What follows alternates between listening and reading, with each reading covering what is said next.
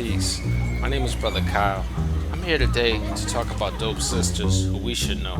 Today, we'll be meeting a sister by the name of Shashina Brett. She's a Boston native who came to Philly to attend university, undergrad studies at Temple University, and then attended grad school at University of Penn, focusing on mental health counseling. She started her own business in 2017 called Going Inward Wellness, so we'll find out more about that today. On the counseling side of things, she helps people overcome the issues that they endured during childhood that have affected who they are today, and she also has a lot of experience helping people who have dealt with traumatic situations. She also loves to work on the community side of things, going into schools and helping collective women's groups. So let's find out more about this dope sister today. Peace. And her business is Going Inward Wellness. Yes. Tell us a little bit about Going Inward Wellness. Yes. So I started Going Inward Wellness in 2017. I was actually leaving work at a nonprofit organization that I really love. I was doing good work. I liked the organization, great pay, but the work was not fulfilling. It was not satisfying at all. And the organization on top of that was really big about pushing people to live lives of passion and purpose. They're really big on pursue the things that you love, pursue what's important to you. So it actually prepared me to leave, and so I left. It wasn't necessarily planned. It was like, I'm fed up, I'm putting in my 30 days kind of thing. Right. And but I already knew that I wanted to start Going Inward Wellness. I already knew that I wanted to move into private practice. I had already completed my graduate degree at Penn in School of Mental Health Counseling. So I knew where my trajectory was, but I just didn't know what it would look like if I would go work in community behavioral health, if I would start something for myself. And so, yeah, I applied for a bunch of jobs, and I got one interview. And I didn't even go to that interview. Okay. And so I started working for myself immediately. And yeah, I almost feel like, I was talking to someone about this yesterday, that I almost feel like a reluctant entrepreneur because I thought I was going to, have my business and that would be a small part of my income. And, I'd see clients on the side and then be working for somebody else, that other 90% of the time, but it's the complete inverse. Okay. So yeah, I started Going Inward Wellness with the intent to really support people of African descent, especially in that journey inward. I feel like we are all called to do that tough inner work, to figure out what is happening with me. Who am I? How did I get here? What are my patterns? What's holding me back? What's the role of fear in my life? How do I show up in public spaces? How do I show up for myself? And so that's the work that I do with my clients individually. I see clients individually for mental health therapy. I also see couples. I also do counseling groups with people as well to support them on their journey inward. And so when I'm not in the counseling space, I also teach mindfulness to children in Philadelphia public schools and in the community. I lead mindfulness meditation. Oh, it's starting to rain.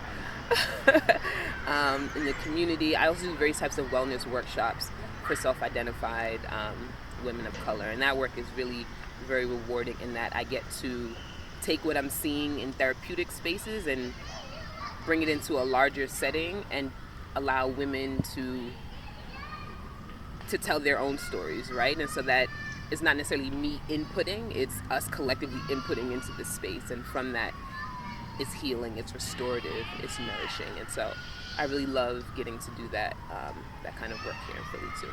Okay. So what have your experiences been like as a counselor? How has that been for you? Really beautiful.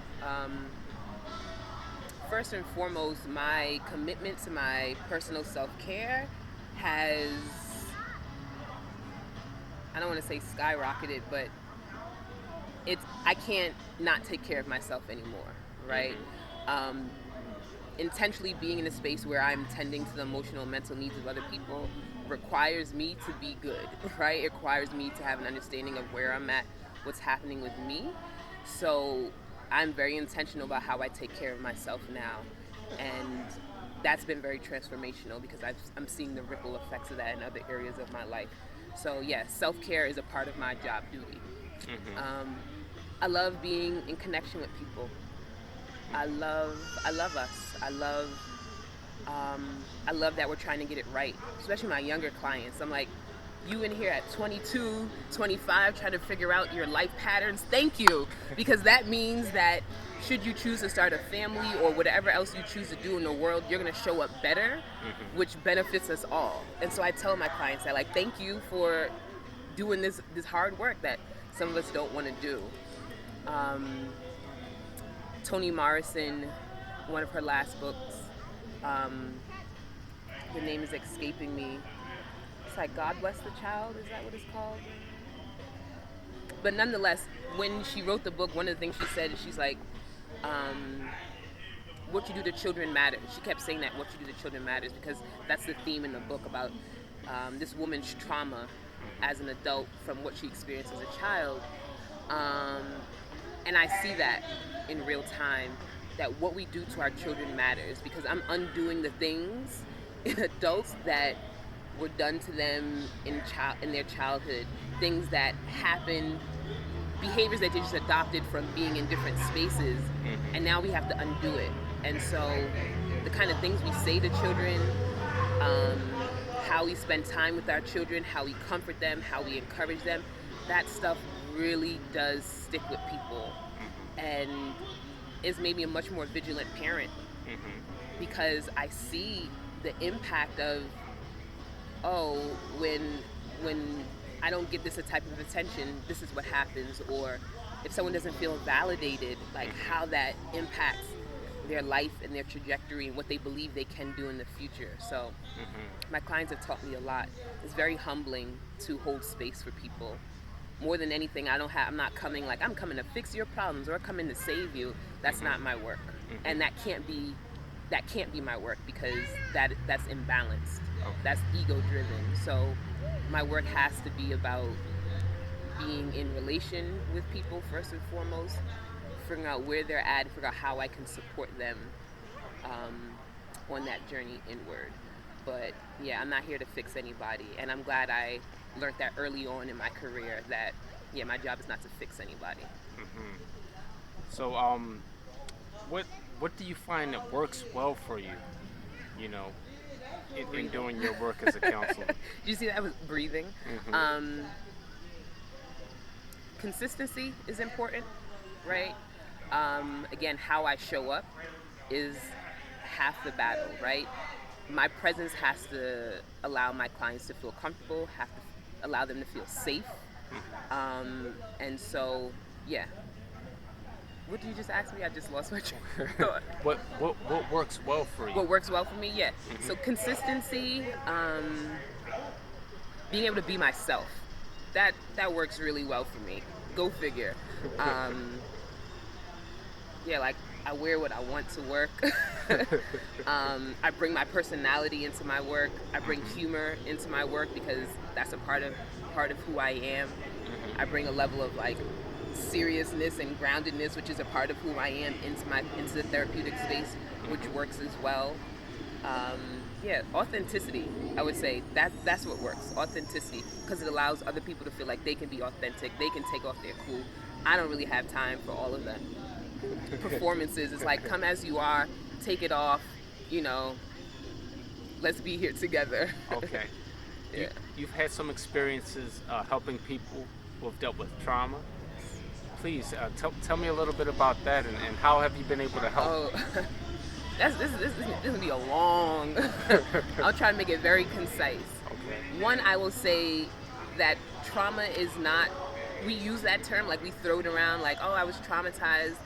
And I really want people to understand that trauma is very, very real. It's not just an idea. It's not just something making you really upset, right?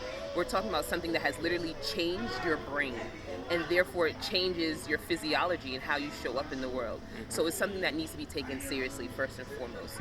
Two, it lives in the body. It impacts how we interact with our bodies, and therefore how we interact with the bodies of other people. Three, you can be we may not always be aware of how traumatic experiences is influencing us in other areas of our life. So if you experience vehicular trauma, you might not be aware of how that's showing up in your confidence, in your ability to work in a space, right? And while I haven't dealt with that particular, well, I haven't done that much work in that particular area, recognizing that when there's trauma, big T trauma, like diagnosis PTSD, or acute distress disorder, which precedes diagnosis of PTSD, that that is very real and requires a particular level of attention and intentionality. So you can go to therapy and your therapist not ever touch your trauma. You can talk about everything else. You might have depression as a result of the trauma. There might be anxiety as a result of the trauma. You might be dealing with stress at work. There might be relational things. So you can work on all of those things, but still never actually touch the trauma itself. So it's really important to, one, find a therapist who knows how to work with trauma, and two, to make it clear that that's what you want to work on. I do have some clients, or I've done work with people where we're not necessarily going to touch the trauma. We're going to work on these other things because not everyone's ready to go there, right? But for those who are, being able to restore your capacity to find safety in the body is everything. And that's what trauma does. It makes the body feel very unsafe. And so a lot of the work becomes helping people to retrain their central nervous system, how to access relaxation, how to go back into those more disturbing memories and be okay in those spaces without the vigilance, without the flashbacks, without the maybe the tightness in the body, the increased heart rate, the sweats, whatever the case may be. But it's being able to access that traumatic experience without having to relive the traumatic experience. And so that is not just talking with people, that's also engaging their bodies, because again, the body remembers the trauma as well. Wow. Okay. And how do you do that? With intentionality. So I've been trained, have some amazing training with a psychologist named Dr. Clara Whaley Perkins. She's been in practice for 30 plus years, and she started an organization called LATO, the Life After Trauma Organization. And I met her in grad school. She did a presentation. It was like one of our last weeks, and I was like, I need to work with this woman. Whatever you're doing, I need to be a part of it. And she graciously took me and some other women in my cohort under her wing, and we've been supporting the organization. But she has been pivotal in helping me to really understand trauma. That again, it's not just like, oh, we're gonna come sit down and today we're gonna talk about your trauma. That we structure the sessions, right? We structure how much time is spent. We structure the type of language that is used. We're checking for different types of symptoms that you might not be checking for. We're reading body language constantly, right? Which has caused me to deepen my understanding of other types of therapeutic modalities that really get to the heart of things. So there's one called IFS, Internal Family Systems. And in IFS, we recognize that you're a whole person, but there are different parts of you, right? There's a part of you that loves to do this work and is more creative, and then there may be a part of you that's more serious and more stoic. But in recognizing our parts, we can access them and we can heal them, right? And if we can figure out what does that part of me need, then we might be able to benefit the whole. So that part of you that was in that accident, that part of you that was touched in that way, that part of you that was violated, that part of you that was neglected, if we can start to access that part, then we can start to heal the whole. So that's a part of it, but it varies from person to person. There might be exposure therapy where you re-encounter that thing that was traumatic to you, but you're re-encountering it with new tools. Wow. Yeah. So there's a lot of different things. I Yeah. see. Okay, let's take a transition to the work that you do, not therapy, but going inward. Yeah. Yeah. So outside of the therapeutic room, I teach mindfulness, which is really fun. In that I specifically teach it to young people in schools, but then informally in other settings. But I get to just offer people a really basic tool that they can use, and I love that. Like, we don't have time for a session. I can't take on everybody as a client, but I can give you this tool of how to access your breath, how to close your lid back up, as we would say. So my work leading meditations at the ICA, also through WIM, what is mindfulness, has been really, it's been really rewarding. I love it. Like having a camp with young people where we're talking about our feelings and we're using our breath, but we're also creating art is like, yeah, this is how it should be, right? This is what we should be doing. I also do wellness workshops for self-identified women of color, and that's just fun. Like, yeah, like you can tell, like my body's like, ooh, that's just, I love those spaces. I love what we're able to contribute to each other in those spaces. I like the fact that I'm learning and I get to grow from those spaces, that it doesn't feel like it doesn't feel burdensome, right? And that's one of the things that I'm really clear about in my work. I can do a lot of different things, but I choose not to. I really only just do things I want to do, right? Do things I'm passionate about. I could do a workshop every week and we could have this, but it's like, nah, that's not my calling. I really want to move away from doing things because I think I should be doing them, or that's what the standard is, like, but what do I want to do? That matters. And so, yeah, that's how I operate in terms of what I offer for women. Yeah, I could do lots of different workshops on things, but I don't feel truly called to do them, so I don't want to just do them for money or just to fill time or to build my Instagram following, which, what's that? Right. What's that? So yeah, that's very rewarding work. I've also started a 10-day program, which I am super proud of, my baby, which is the Morning Routine Refresh.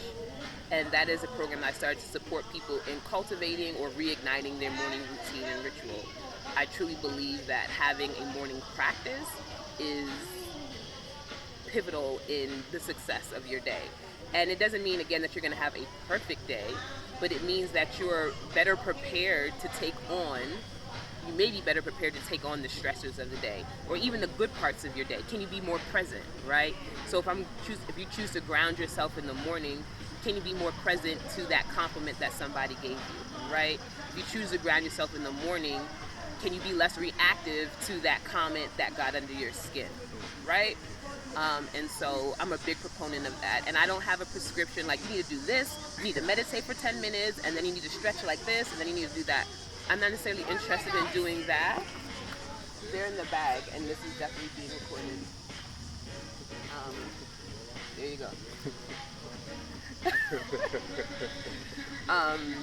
It's about doing what makes sense to you. Like, what makes you feel good in the morning? What nourishes you to get your day started, right? And just helping people differentiate between activities and behaviors that sometimes we think feel good, right? Like, oh, I just want to watch TV for 4 hours. Yeah, watching TV for 4 hours might feel good, but you're not actually resting, right? You're just kind of like holding off anything from happening, but you're not restoring anything. So that's what I support people with in terms of the morning routine is what works well for you, what are you considering, how can I support you in the journey, and then there's just lots of tidbits to support people. I have a little workbook. I'm not gonna call it little because that's minimizing it. I have a workbook that accompanies the program as well. I was supposed to do one in September, but like I told you before, I haven't done any work all summer, so if I'm honest. So, but the next refresh will likely be in November. Okay. Yeah. Okay. Do you have any closing thoughts that you would like to share? Yeah, be good to children, please. Please, even if they're not your own, be good to children. Check yourself, and I mean that in the nicest way possible. Like, check in on yourself. What is happening with me? What are your patterns? And I say that just starting with a check. Yes, from that you might choose to get therapy, do some body work. You might deepen your spiritual practices. You might make all these lifestyle changes, but before you can even make those changes, you have to first figure out what is happening with me. And so I just want to encourage people to just start thinking, like, what is happening with me? Like, to take a moment to be quiet, like find some stillness and explore. It may not always be comfortable, I get it. And so if you find that it's not comfortable, know that there are people out here who can still support you in that work. But it's not something that we should avoid because a lot of our greatness, our success, our financial abundance is on the other side of us understanding what is happening with us right now. Indeed, indeed. If anyone wanted to find out more about your programs or to get in touch with you for some help, how could they find you? Yeah, very easy. Go to goinginward.com. Um, yeah, you can find information there. You can leave your contact information. You can email me at peace@goinginward.com. You can follow me on Instagram at goinginward. You can follow me on Facebook at Going Inward Wellness LLC. So I don't really get on Facebook much, but yes, you can try to reach me there too.